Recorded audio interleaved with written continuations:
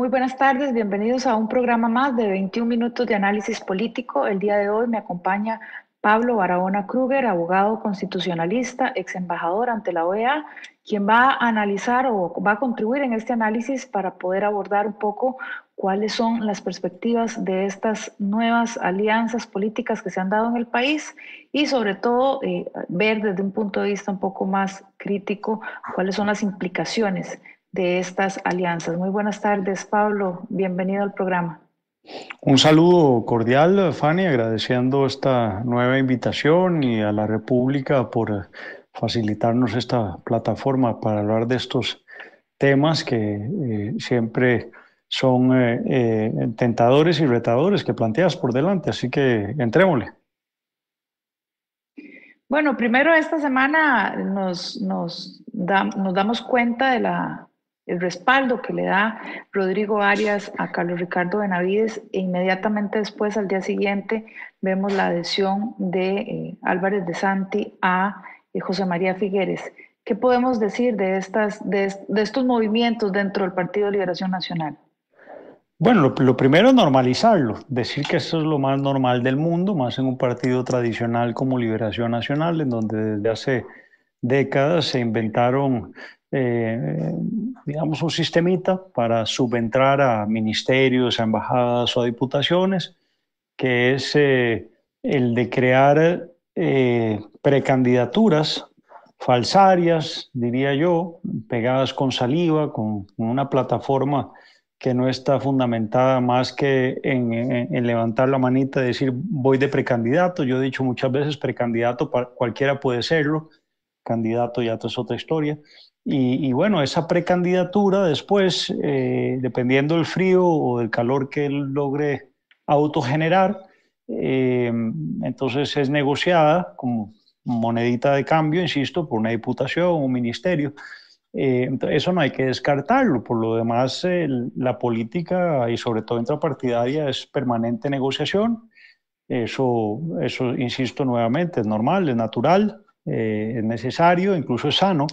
Y bueno, en Liberación Nacional, los que están actuando en general tienen bastante colmillo y bastante maña como para que no nos prevengamos de que esto que ha pasado seguirá pasando. Es decir, van a haber más adhesiones, van a haber más negociaciones en este ajedrez político que está muy tiernito. Lo que sí yo prevengo, y con esto cierro esta respuesta corta, es me parece que no hay que invisibilizar al resto. Es decir, desde el punto de vista de la comunicación, que tanto te afana, Fanny, yo diría que le ha salido bien, sobre todo a José María Figueres, que sabe muy bien que en política lo importante es que hablen, no importa si bien o mal, sino que hablen, porque lo peor que puede pasar en política es el olvido, es decir, que de uno ni siquiera hablen. Y en estos días de quien se ha hablado es de él. Lo han atacado severamente, pero también han salido ya a defenderlo. Es decir, estaban preparados para esto. Y lo cierto es que ha logrado él colocarse como la figura más visible, que ya lo era, pero lo potencia y lo marca todavía más en una distancia con el resto, de que esta semana no estamos hablando ni de Zamora, ni de Thompson, ni de Alpizar o ningún otro, incluso ni siquiera de Benavides o los Arias. Estamos hablando de José María Figueres y vamos a ver, y yo no diría que de Santi, lo que es curioso, es decir, en realidad vemos ¿qué significa la adhesión de Santi en términos concretos? Muy poco, cuidado y no, más bien le resta. Eso habrá que verlo con más calma, esto acaba de ocurrir, pero lo cierto es que desde el punto de vista de la comunicación, sí ha puesto a José María Figueres como el contendor más fuerte de la candidatura de Liberación, de una manera mucho más marcada que lo que lo era la semana pasada. Y creo que tenemos que tener cuidado también los que generamos opinión de no invisibilizar al resto porque, insisto, en política lo peor es el olvido y creo que esos otros ciudadanos, que son ciudadanos que hablan, pienso yo, quizás sin la experiencia de José María Figueres, pero no, la experiencia va cargada también de cosas negativas, pero que hablan, digamos, con una intención ciudadana mucho más llana. Hablo de un Claudio Pizar, que ni siquiera ha pasado por gobierno, un Fernando Zamora, que lo que fue el directivo en su momento, participó en una junta directiva, pero poco más que eso. Incluso en la vida intrapartidaria han sido elementos menores Y bueno, a eso no les estamos prestando mayor atención. Digo, yo no soy liberacionista, entiendo, Fanny, que usted tampoco, pero lo cierto es que la ciudadanía no se está fijando tanto en esas alternativas y estamos cayendo en el San Benito de no hay por quién votar, de que todos son lo mismo, y lo cierto es que eso es imposible de sostener lógicamente, porque hay muchísimas diferencias entre uno y otro a lo interno de un partido.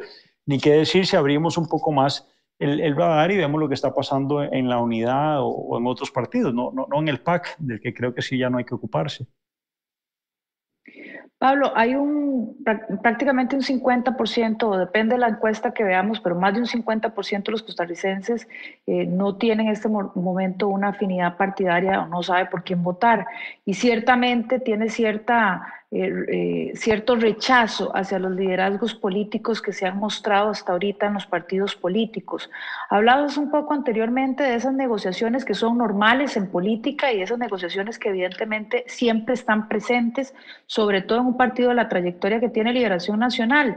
Pero también es importante ver la connotación que se le ha dado a esta adhesión particularmente por el impacto que ha tenido la comunicación política digital en tener un archivo de lo que se ha dicho en otro momento y los mensajes tan fuertes que se habían, las declaraciones que se dieron precisamente en el pasado proceso electoral, donde se le tachó a Álvarez de Santi de oportunista y además donde Álvarez de Santi dice que jamás llamaría a Figueres a las fuerzas, a su fuerza política en ese momento en la elección, cosa que yo particularmente considero que fue uno de sus errores en la campaña anterior, porque sencillamente no solamente se debilitó, sino también hizo una mala lectura de cuál era su capital político dentro del Partido de Liberación Nacional en ese momento. Pero ¿cómo podemos tachar toda esa visión, no solamente a lo interno del partido, sino afuera del Partido de Liberación, donde se tacha mucho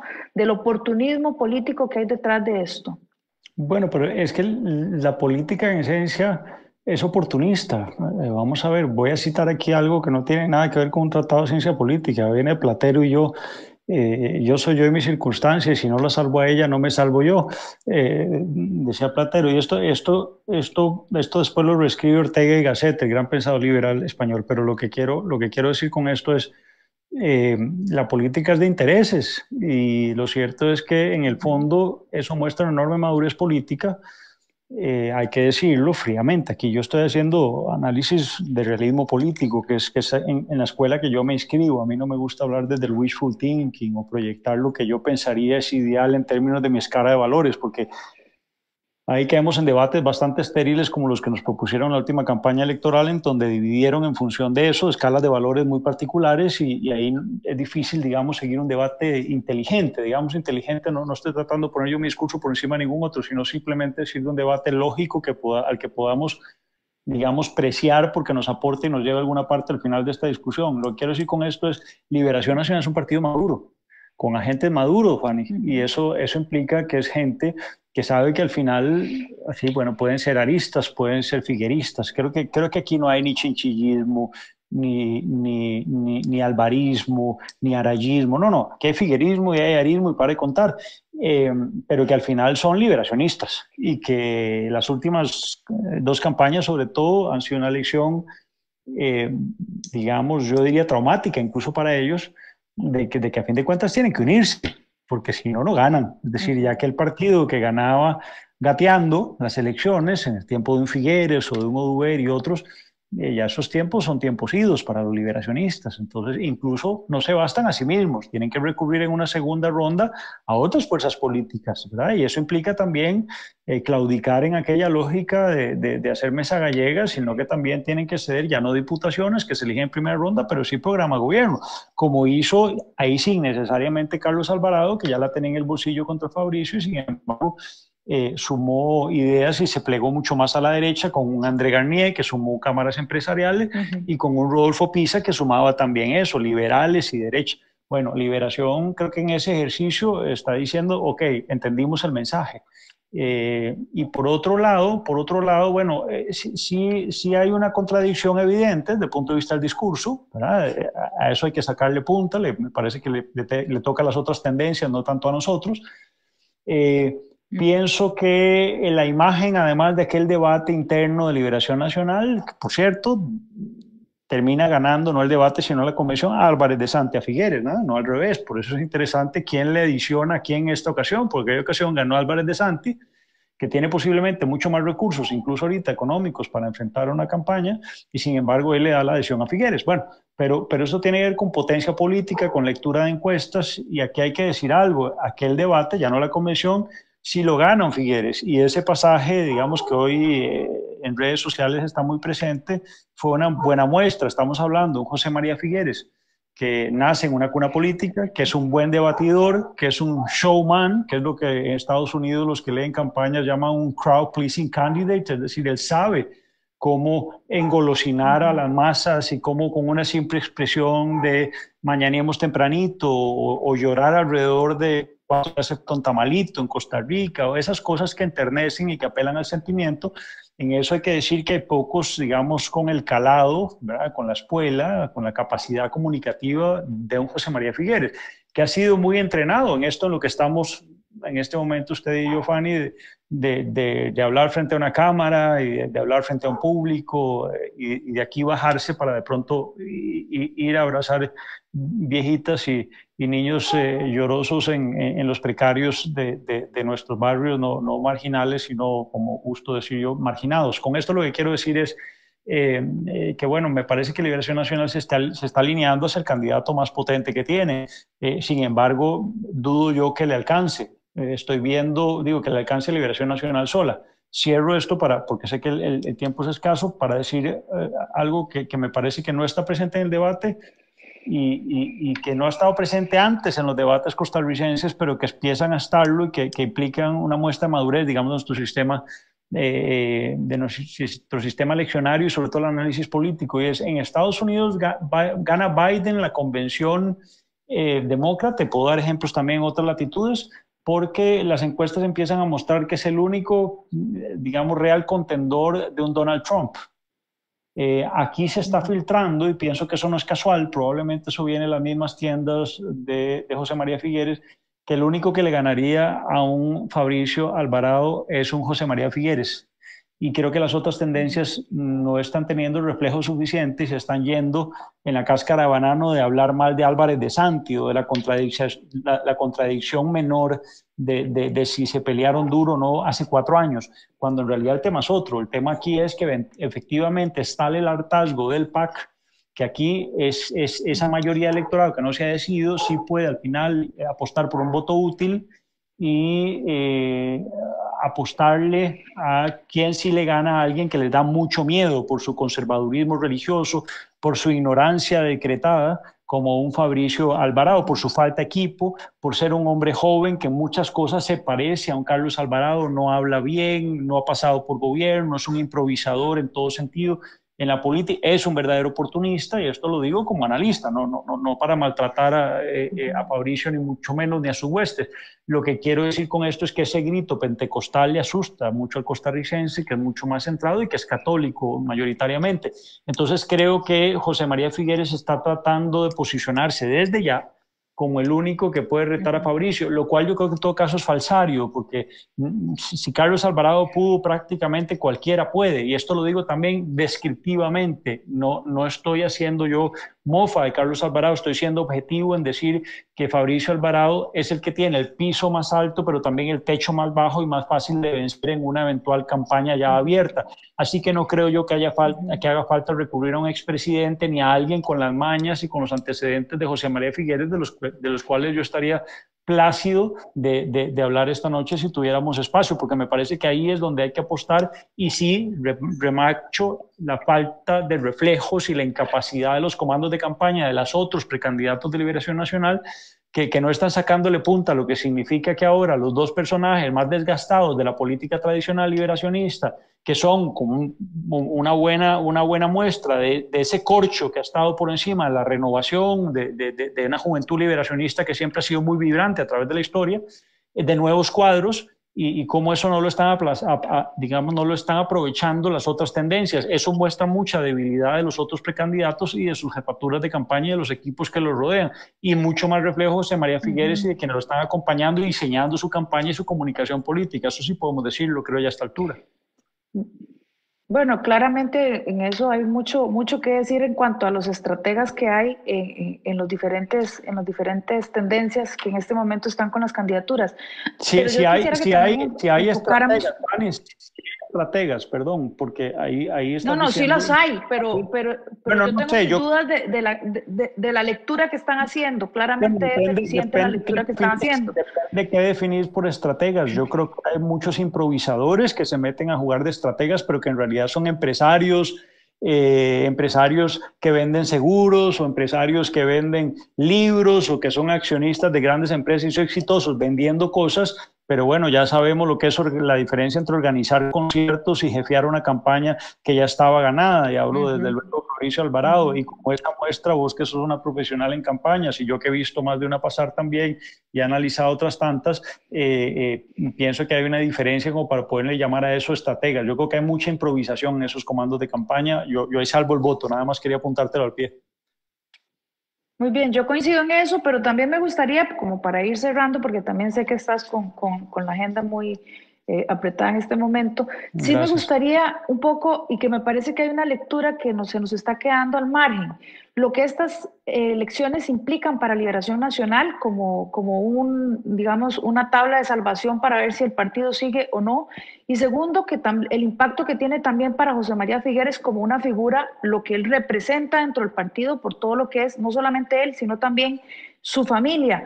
Pero más allá de eso, me parece que aquí, dentro de la lectura que estamos haciendo, también estamos dejando de lado que el voto negativo más alto lo tiene Figueres y que el otro voto negativo más alto lo tiene Fabricio Alvarado, con lo cual me parece efectivamente que se está inflando a propósito un eventual análisis en estas alturas, cuando todavía no tenemos todo el panorama completo de cuál va a ser la contienda electoral, de cuáles podrían ser esos contendientes con un claro interés para orientar los focos de atención de la ciudadanía. Entonces, quisiera nada más que te refirieras un poco a esos elementos que te estoy comentando como para ir cerrando y bueno, esperando que en otra próxima ocasión podamos profundizar más en este análisis. Siempre será un gusto estar acá. Yo quisiera agregar un elemento adicional, nada más también un poco fuera de esto que estás planteando. Es quizá más importante quién va a ser el próximo presidente, es quiénes van a ser los próximos diputados. Es decir, ahí es donde yo creo que el ciudadano tiene que poner muchísima atención. Eh, Alvarado y sus secuaces no hubieran podido hacer tanto, y aquí sumo sobre todo al mascarón de prueba del empresariado más conservador de este país, que era André Garnier y también Rodolfo Pisa, que sus travesuras se jaló. Nada de eso hubiera sido posible, incluyendo el empleo público, si no fuese por una asamblea legislativa tremendamente adocenada y entregada a los brazos del gran empresariado que ha movido como si fuese ventríloco a Carlos Alvarado como ha querido.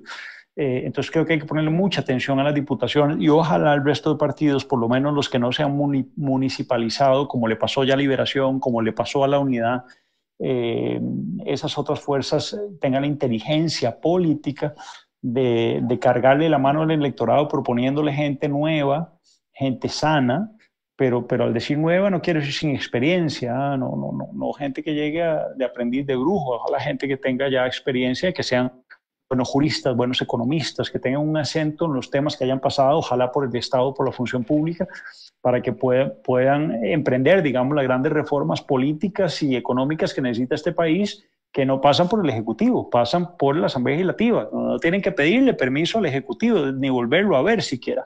Y recordemos que los diputados son dueños de su agenda la mitad del tiempo pueden hacerse dueños de la otra mitad, que es la del Ejecutivo también, si no le prestan mucha pelota al Ejecutivo y le dicen necesitamos seguir viendo estos temas y accionan de cara a la opinión pública de tal manera que en realidad la agenda la dominen ellos y la próxima Asamblea Legislativa sea una cuasi constituyente, digamos. No voy a que se cambie el sistema constituyente, porque yo me he opuesto a eso, pero sí que tenga la potencia de una gran Asamblea Legislativa como no hemos visto en mucho tiempo. Y eso es responsabilidad de los partidos políticos, sobre todo de los no tradicionales, es decir, descuento ahí que la Unidad, Liberación y el PAC van a llevar más de lo mismo. Ojalá me equivoque y haya salvadas excepciones, porque en esos partidos hay gente muy sana, hay gente muy inteligente, hay gente que ha tenido experiencia en gobierno y que podría dar mucho, pero que normalmente son los primeros que el sistema político barre hacia afuera. Lamentablemente en esos partidos muy tradicionales, afectos a la filita, ¿verdad? Y a callar las cosas que están mal. Por eso es que yo veo que la candidatura de Figueres es un gran tapón a la renovación del Partido Liberación, y ahí entonces empiezo a responder brevemente su pregunta, Fanny, es ¿qué representa estas elecciones para Liberación Nacional? Bueno, el todo o nada. Por eso el lema de Figueres está muy mal escogido. Vamos por todo, o vamos con todo, ¿verdad? Ahí puede uno llamar a confusión, implica, bueno, lo que no pudieron hacer la vez pasada, lo que no pudieron llevarse la vez pasada, se lo vienen a llevar ahora. Pero en el fondo es un mensaje de liberacionismo, porque él puede variar ese lema ya para efectos de candidatura. Ahora está planteando una precandidatura en donde le dice al liberacionismo, vamos con todo. Y eso implica, bueno, aquí me la estoy jugando el todo por el todo. Él, que sabe que si pierde esta, ni siquiera llega a ser candidato, o si es candidato y pierde con más razón, ya no tendrá más opciones para volver a ser presidente. Eso está claro. Y él lo sabe, tiene que quemar sus barcos aquí y cruzar el Rubicón. Y por otro lado también para liberacionismo, porque recordemos que los partidos grandes como Liberación, digo grandes, es un eufemismo, pero digamos más maduros, más creciditos, acostumbraron a sus bases, como se acostumbraron ya en el PAC 2 gobiernos seguidos, bueno, a vivir de lo público. Hay muchas bases liberacionistas que se acostumbraron a que si no tenían un puestito en un ministerio, los colocaban en la asamblea, hicieron una institución autónoma, y de eso vivieron mucho tiempo, ¿no? Eso les permitió además también acceder a la banca. Los partidos tradicionales, tanto el PUS como el PLN, quebraron el Banco Anglo primero, después Bancrédito, ciertamente lo cerró y lo terminó de quebrar el PAC, este último, pero lo que quiero decir con esto es, esto significa para Liberación Nacional volver a respirar, y un tanque de oxígeno para por lo menos replantearse hacia sus adentros, para refundar una nueva generación que fundó, bueno, primero don Pepe, pero después, recordemos, refundó Oscar Arias, que necesitaba hacer un barrido, ahí sí, una purga en Liberación, que implicó llamar a jóvenes que se llamaban Eduardo Dorian, Rebeca Grisman, Laura Chinchilla, Fernando Herrero, toda una nueva generación de jóvenes que ya ahora envejecieron también, y ahora es gente ya, digamos, madura, que va de salida, que le dio mucho poco al país, habría que analizarlo, pero lo cierto es que era una nueva generación de liberacionismo, y ahora a Figueres le tocaría, si llega al gobierno, bueno, ¿quiénes son esos que vienen ahora con Figueres? ¿Quiénes serían los que le den, digamos, un pase hacia el futuro a Liberación? Creo que eso es lo que se estaría jugando, no Figueres, sino liberacionismo futuro, y bueno, el país estaría jugando un chance serio, con contradicciones que hay que saber anotar acá, no solo, y yo no quiero cerrar este programa, si me lo permitís, sin mencionar que, bueno, la prescripción siempre es renunciable. Yo le lanzaría dos retos a José María Figueres. Primero, que explique al electorado y que se someta a la renuncia a la prescripción. Como penalista lo digo, eso está previsto en el Código Procesal Penal, poder renunciar a la prescripción, enfrentar un proceso judicial por el cuestionamiento del cartel, y después, cuando todo eso se aclare, ¿verdad?, si es que no corre la misma suerte que sufrieron sus dos colegas anteriores del otro partido del frente, que resultaron condenados por hechos similares donde también se alegaron consultorías.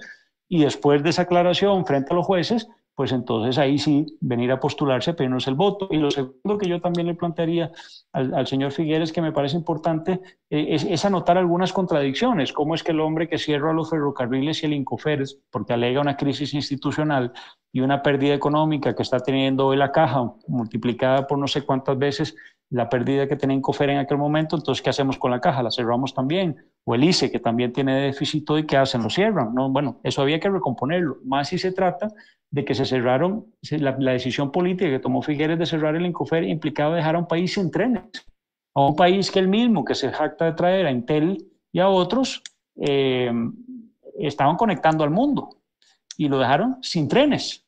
Es decir, sin capacidad de movilizar la carga terrestre, como hace cualquier país desarrollado del mundo.